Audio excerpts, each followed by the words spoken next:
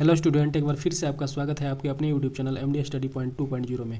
आज 18 अक्टूबर है और आज से हम डेली करंट अफेयर्स का सीरीज़ शुरू करने वाले हैं। इसके अंतर्गत हम लोग डेली 10 क्वेश्चन करेंगे, जिसमें डिस्क्रिप्शन के साथ 50 क्वेश्चन अतिरिक्त कवर हो जाएंगे। ये डेली करंट अफेयर्स का वीडियो सुबह 11 बजे अपलोड हो जाएंगे। इसमें सबसे महत्वपूर्ण बात यह है कि आज यानी 18 अक्टूबर का जो करंट अफेयर्स पढ़ेंगे उसका रिवीजन अगले दिन यानी 19 अक्टूबर को सबसे पहले उसका रिवीजन करेंगे। उसके बाद उस दिन का एक सेशन देखेंगे, ठीक है। यानी पिछले वीडियो का भी रिवीजन आपको हो जाएगा और इसी पैटर्न को डेली फॉलो किया जाएगा। मतलब डेली पिछले सेशन का रिवीजन, फिर उस दिन का सेशन कर देखेंगे। तो देर किए बिना शुरू करते हैं आज का सेशन डेली करंट अफेयर्स के अंतर्गत 18 अक्टूबर 2023 का करंट अफेयर्स। फ्रेंड्स, अगर ये वीडियो आपको अच्छा लगे तो like, comment, share and subscribe जरूर कीजिएगा और बेल आइकन जरूर दबाइएगा ताकि अगले वीडियो का भी नोटिफिकेशन सबसे पहले आपके पास पहुँचे। तो आज का पहला क्वेश्चन देखते हैं। हमारा आज का पहला क्वेश्चन है 2023 में हाल ही में भारत का पहला वेटलैंड शहर कौन बनेगा। याद रखना है आपको, भारत का पहला वेटलैंड शहर कौन बनेगा। तो ये बनेगा उदयपुर। सी नंबर ऑप्शन हो जाएगा। तो उदयपुर को हाल ही में भारत का पहला वेटलैंड शहर घोषित किया गया है। ये आपको याद रखना है। इसके दूसरे ऑप्शन के बारे में देखते हैं, इंदौर के बारे में देखते हैं। स्वच्छ सिटी एवं वायु सर्वेक्षण में नंबर 1 घोषित किया गया है इंदौर को। ये आपको याद रखना है कि स्वच्छ सिटी में नंबर 1 और वायु सर्वेक्षण में नंबर 1 इंदौर को घोषित किया गया है, ठीक है। और सांची के बारे में बात करें तो first solar city of India इसको घोषित किया गया है सांची को, जो कि मध्य प्रदेश में स्थित है। यह आपको याद रखना है, ठीक है। अब जयपुर के बारे में बात करें तो गुलाबी शहर के नाम से यानी पिंक सिटी के नाम से जाना जाता है जयपुर को। यह आपको याद रखना है। इसके डिटेल्स पॉइंट्स में देखते हैं।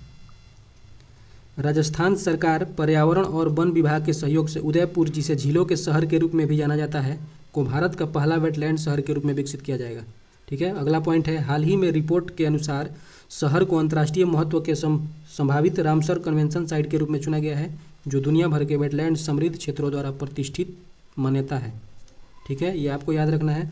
ये तो डिस्कस कर चुके हैं। इंदौर को स्वच्छ सिटी और वायु सर्वेक्षण में नंबर 1 बना है और सांची भारत की first solar city of India, जो कि मध्य प्रदेश में स्थित है, ऑलरेडी डिस्कस किया जा चुका है। तो अगला क्वेश्चन देखते हैं। और अगला क्वेश्चन है, प्रत्येक वर्ष राष्ट्रीय सिनेमा दिवस कब मनाया जाता है। ये मनाया जाता है 13 अक्टूबर को। सी नंबर ऑप्शन हो जाएगा। तो याद रखना है 13 अक्टूबर को प्रत्येक वर्ष राष्ट्रीय सिनेमा दिवस मनाया जाता है। इसके दूसरे ऑप्शन के बारे में बात करें तो 10 अक्टूबर को राष्ट्रीय पोस्ट ऑफिस दिवस मनाया जाता है। ये आपको याद रखना है। और इसके अगले ऑप्शन को देखें तो 11 अक्टूबर को अंतर्राष्ट्रीय बालिका दिवस के रूप में मनाया जाता है। और ये अगला ऑप्शन है 8 अक्टूबर। तो ये आपको याद रखना है कि भारतीय वायुसेना दिवस 8 अक्टूबर को मनाया जाता है। ये भी आपको याद रखना है। हाल ही में अभी भारतीय वायुसेना दिवस मनाया गया है 8 अक्टूबर को। वायुसेना दिवस की बात करें तो वायुसेना अध्यक्ष वर्तमान में कौन है, ये आपको जानना चाहिए। तो वायुसेना अध्यक्ष वर्तमान में है विवेक राम चौधरी, ठीक है। विवेक राम चौधरी हैं वर्तमान में वायुसेना अध्यक्ष। ये आपको याद रखना है। इसके कुछ डिटेल्स पॉइंट्स देखते हैं। प्रति वर्ष 13 अक्टूबर को राष्ट्रीय सिनेमा दिवस के रूप में मनाया जाता है और पहली बार राष्ट्रीय सिनेमा दिवस 2022 में मल्टीप्लेक्स एसोसिएशन ऑफ इंडिया द्वारा मनाया गया था। ये भी आपको याद रखना है। पिछले साल राष्ट्रीय सिनेमा दिवस पर लगभग 6.5 मिलियन से अधिक लोग सिनेमा घरों में सिनेमा देखने गए थे, ठीक है। और ये तो डिस्कस कर चुके हैं। 10 अक्टूबर को राष्ट्रीय पोस्ट ऑफिस दिवस मनाया जाता है और 8 अक्टूबर को भारतीय वायुसेना दिवस मनाया जाता है और वर्तमान में वायुसेना अध्यक्ष विवेक राम चौधरी हैं। ये आपको याद रखना है। अगला क्वेश्चन देखते हैं। हमारा अगला क्वेश्चन है, अभी हाल ही में सत्यजीत रे लाइफ टाइम अचीवमेंट अवार्ड के लिए किसे चुना गया है। तो ये चुना गया है माइकल डगलस को। ए नंबर ऑप्शन हो जाएगा। तो माइकल डगलस को अभी हाल ही में सत्यजीत रे लाइफ टाइम अचीवमेंट अवार्ड के लिए चुना गया है। इनके बारे में डिटेल्स में देखते हैं। हाल ही में लोकप्रिय हॉलीवुड अभिनेता, फ्रेंड्स ये हॉलीवुड अभिनेता हैं, माइकल डगलस को सत्यजीत रे लाइफ टाइम अचीवमेंट अवार्ड के लिए चुना गया है। इसके दूसरे ऑप्शन के बारे में देखते हैं, रजनीकांत के बारे में। तो रजनीकांत को इंटरनेशनल फिल्म फेस्टिवल, जो कि गोवा में आयोजित हुआ था, लाइफ टाइम अचीवमेंट अवार्ड से नवाजा गया था रजनीकांत को। ये आपको याद रखना है। और ये अल्लू अर्जुन के बारे में देखते हैं। तो अल्लू अर्जुन को राष्ट्रीय फिल्म पुरस्कार से सम्मानित किया गया है सर्वश्रेष्ठ अभिनेता के रूप में। राष्ट्रीय फिल्म पुरस्कार जो 2023 में घोषित किया गया है, उसमें सर्वश्रेष्ठ अभिनेता के रूप में अल्लू अर्जुन को घोषित किया गया है। ये आपको याद रखना है, ठीक है। अगला क्वेश्चन देखते हैं। हमारा अगला क्वेश्चन है, हाल ही में आईसीसी ने सितंबर 2023 के लिए प्लेयर ऑफ द मंथ किसे चुना है? तो ये चुना है शुभम गिल को। सी नंबर ऑप्शन हो जाएगा इसका। तो शुभम गिल को हाल ही में सितंबर 2023 के लिए प्लेयर ऑफ द मंथ चुना गया है, ये आपको याद रखना है। इसके दूसरे ऑप्शन के बारे में देखते हैं कि महेंद्र सिंह धोनी। तो महेंद्र सिंह धोनी क्रिकेट से संन्यास ले चुके हैं, अंतर्राष्ट्रीय क्रिकेट से, लेकिन अभी आईपीएल में खेलते हैं। आईपीएल में खेलते हैं और बतौर आईपीएल चेन्नई सुपर किंग्स के कप्तान के तौर पर खेलते हैं। और ये भी आपको याद रखना है कि चेन्नई सुपर किंग्स अभी तक 5 बार आईपीएल का ट्रॉफी जीत चुका है इनकी कप्तानी में, ये आपको याद रखना है। तो रोहित शर्मा के बारे में बात करें तो ये अभी हाल ही में सर्वाधिक छक्का लगाने वाले खिलाड़ी बने हैं रोहित शर्मा, ये आपको याद रखना है। अगले ऑप्शन के बारे में देखें तो मोहम्मद शमी आईपीएल 2023 के अंतर्गत पर्पल कैप विजेता थे, ये आपको याद रखना है। पर्पल कैप विजेता थे मोहम्मद शमी आईपीएल 2023 के अंतर्गत। ये गुजरात टाइटन टीम के साथ खेलते हैं और पर्पल कैप उसको दिया जाता है जो सर्वाधिक उस सीजन में सर्वाधिक विकेट लिया हुआ रहता है, उसको पर्पल कैप दिया जाता है, ये आपको याद रखना है। ठीक है, इसके बारे में डिटेल्स में देखते हैं। अंतर्राष्ट्रीय क्रिकेटर शुभम गिल को प्लेयर ऑफ द मंथ सितंबर के लिए चुना गया है, ये आपको याद रखना है। और आईसीसी के बारे में देखते हैं, इंटरनेशनल क्रिकेट काउंसिल के बारे में। तो आईसीसी की बात हुई है तो इसके बारे में डिटेल्स में देखते हैं कि आईसीसी की स्थापना हुई थी 1909 ईस्वी में। इसका मुख्यालय है दुबई यूएई में और इसके अध्यक्ष हैं वर्तमान में ग्रेग बार्कले जो न्यूजीलैंड के हैं, ये आपको याद रखना है। अगला क्वेश्चन देखते हैं। हमारा अगला क्वेश्चन है, अभी हाल ही में किस राज्य ने मिशन शक्ति अभियान के चौथे चरण का शुभारंभ किया है? ये आपको बताना है कि किस राज्य ने मिशन शक्ति अभियान का चौथा चरण आरंभ किया है। तो ये किया है उत्तर प्रदेश ने। बी नंबर ऑप्शन हो जाएगा। तो बी उत्तर प्रदेश ने मिशन शक्ति अभियान का चौथे चरण का शुभारंभ किया है। इसके बारे में डिटेल्स में देखते हैं। अभी हाल ही में उत्तर प्रदेश में महिलाओं को सशक्त बनाने और आत्मनिर्भर बनाने के लिए मिशन शक्ति अभियान के चौथे चरण का शुभारंभ किया गया है। ठीक है, इसके और ऑप्शन के बारे में देखते हैं। तो राजस्थान के बारे में देखते हैं। तो राजस्थान बायोफ्यूल लागू करने वाला पहला राज्य बना है। ठीक है, और मध्य प्रदेश के बारे में देखते हैं। ये प्रवासी भारतीय दिवस मध्य प्रदेश में आयोजित किया गया था 2023 में, ये आपको याद रखना है। और कर्नाटक की बात करें तो महिलाओं के लिए फ्री बस सेवा के लिए शक्ति योजना शुरू किया गया है, ये आपको याद रखना है। ठीक है, कर्नाटक में महिलाओं की फ्री बस सेवा के लिए शक्ति योजना की शुरुआत की गई है कर्नाटक में, ये भी आपको याद रखना है। इसको डिटेल्स में देखते हैं। उत्तर प्रदेश की बात हुई है तो उत्तर प्रदेश के बारे में डिटेल्स में देखते हैं। उत्तर प्रदेश की राजधानी है लखनऊ, उसके मुख्यमंत्री हैं योगी आदित्यनाथ, राज्यपाल है आनंदीबेन पटेल। लोकसभा सीटों की संख्या उत्तर प्रदेश में 80 है और राज्यसभा सीटों की संख्या 31 है। विधानसभा सीटों की संख्या 403 है और विधान परिषद सीटों की संख्या 100 है। और वहाँ का नेशनल पार्क है जो पीलीभीत है, अमनगढ़ है, दुधवा है, रानीपुर वाइल्ड लाइफ सेंचुरी है, ये आपको याद रखना है। एक्स्ट्रा में उत्तर प्रदेश के बारे में याद रखना है आपको। उत्तर प्रदेश की पहली सोलर सिटी कौन बनी है? तो ये बनी है अयोध्या। एशिया का सबसे बड़ा एयरपोर्ट जेवर एयरपोर्ट बना है उत्तर प्रदेश का। और भारत की पहली पॉड टैक्सी ये नोएडा में चली है। भारत की पहली पॉड टैक्सी नोएडा में चालू हुई है। और बच्चों के लिए हेल्थ कार्ड जारी करने वाला पहला राज्य बना है उत्तर प्रदेश, ये भी आपको याद रखना है उत्तर प्रदेश के बारे में। चलते हैं अगले क्वेश्चन में। हमारा अगला क्वेश्चन है इजराइल ने हमास के खिलाफ जारी लड़ाई को क्या कोड नाम दिया है? तो ये दिया है operation iron sword. B number option हो जाएगा इसका। तो इजराइल और हमास के बीच अभी वर्तमान में युद्ध चल रहा है, उसको इजराइल ने ऑपरेशन आयरन स्वॉर्ड नाम दिया है, ये आपको याद रखना है। इसके और अदर्स ऑप्शन के बारे में देखते हैं। ऑपरेशन गंगा क्या है? तो ऑपरेशन गंगा है यूक्रेन और रूस के बीच जब युद्ध हुआ था तो भारतीयों को सुरक्षित निकालने के लिए भारत सरकार ने ऑपरेशन गंगा नामक एक ऑपरेशन चलाया था, ये आपको याद रखना है कि ऑपरेशन गंगा भारतीयों को सुरक्षित निकालने के लिए जो यूक्रेन में भारतीय जो फंसे थे उसको भारत लाने के लिए सुरक्षित ऑपरेशन गंगा ऑपरेशन चलाया गया था, ये आपको याद रखना है। उसमें यूक्रेन और रूस के बीच युद्ध चल रहा था। ठीक है, और ये ऑपरेशन अजय क्या है? ऑपरेशन अजय के बारे में देखते हैं। तो ऑपरेशन अजय है भारत सरकार द्वारा भारतीयों को सुरक्षित लाने के लिए, इजराइल से सुरक्षित लाने के लिए ये चलाया गया एक ऑपरेशन है। ठीक है, जो कि अभी इजराइल और हमास के बीच युद्ध चल रहा है, तो इजराइल से भारतीयों को सुरक्षित लाने के लिए ऑपरेशन अजय चलाया गया है, ये आपको याद रखना है। ठीक है, इसके बारे में डिटेल्स में देखते हैं। इजराइल ने हमास के खिलाफ जारी लड़ाई को ऑपरेशन आयरन स्वॉर्ड नाम दिया है। और हमास एक फिलिस्तीनी उग्रवादी समूह है जो गाजा पट्टी के कुछ क्षेत्रों को अपने नियंत्रण में रखता है, ठीक है। और गाजा पट्टी इजराइल, मिस्र और भूमध्य सागर के बीच 41 किलोमीटर यानी 25 मील लंबा और 10 किलोमीटर चौड़ा क्षेत्र है, ठीक है। गाजा पट्टी के बारे में ये है। और यह लगभग 2.3 मिलियन लोग रहते हैं यहाँ पर 2.3 मिलियन लोग रहते हैं, ठीक है, जो दुनिया में सबसे अधिक जनसंख्या घनत्व वाला क्षेत्र है, ठीक है।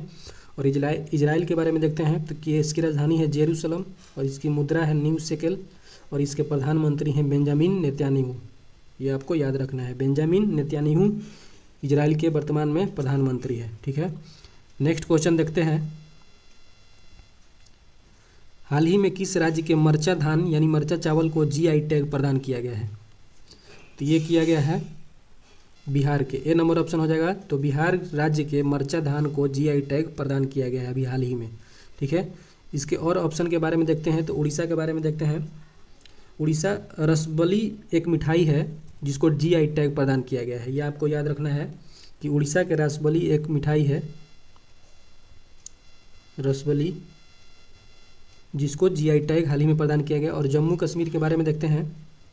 जम्मू कश्मीर के बसोहली पेंटिंग को जीआई टैग प्रदान किया गया है। जम्मू कश्मीर के जो को बसोहली पेंटिंग है, ठीक है। अगला पॉइंट गोवा के बारे में देखते हैं। तो काजू, गोवा के काजू को जीआई टैग प्रदान किया गया है अभी हाल ही में। ये आपको याद रखना है कि गोवा के काजू को जीआई टैग प्रदान किया गया है, ठीक है। अब इसके बारे में डिटेल्स में देखते हैं।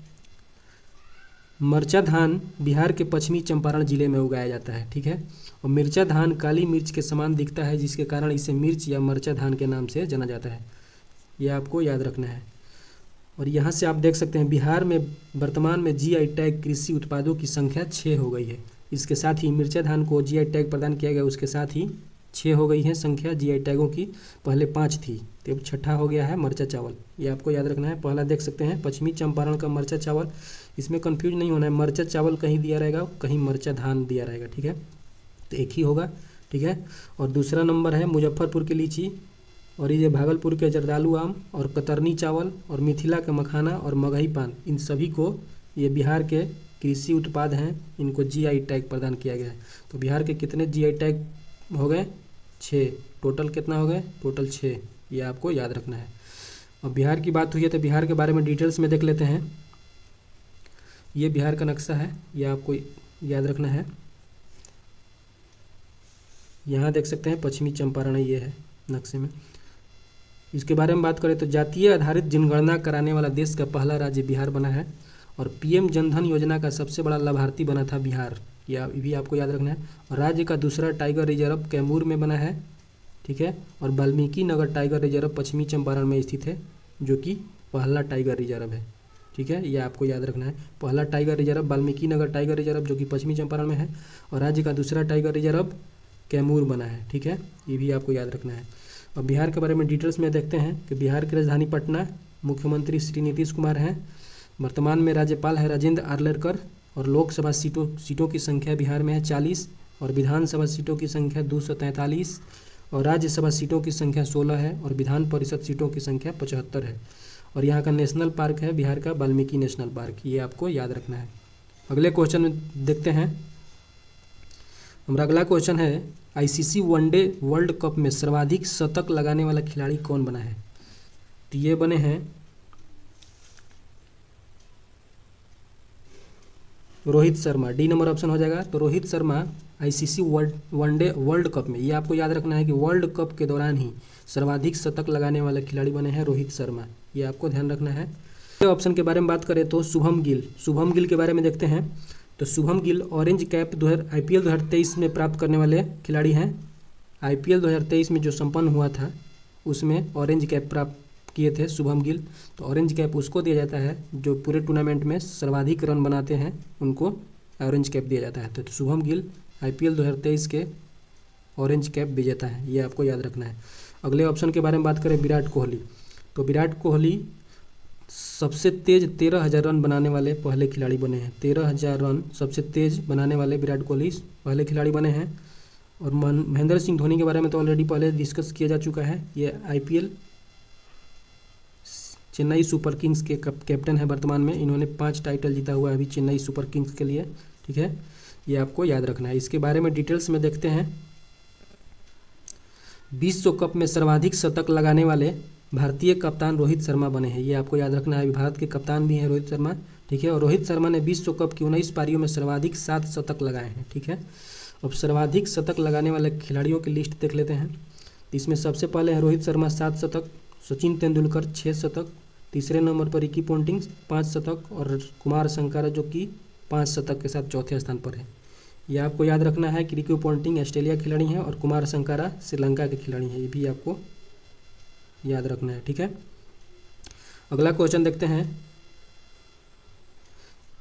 हुरुन इंडिया धनी व्यक्तियों के लिस्ट 2023 के अनुसार सबसे अमीर भारतीय कौन बने हैं, ये आपको बताना है। हुरुन इंडिया धनी व्यक्तियों की लिस्ट जारी करता है और उसमें 2023 के अनुसार सबसे भारतीय धनी व्यक्ति कौन बने हैं, तो ये बने हैं Mukesh Ambani. B number option हो जाएगा।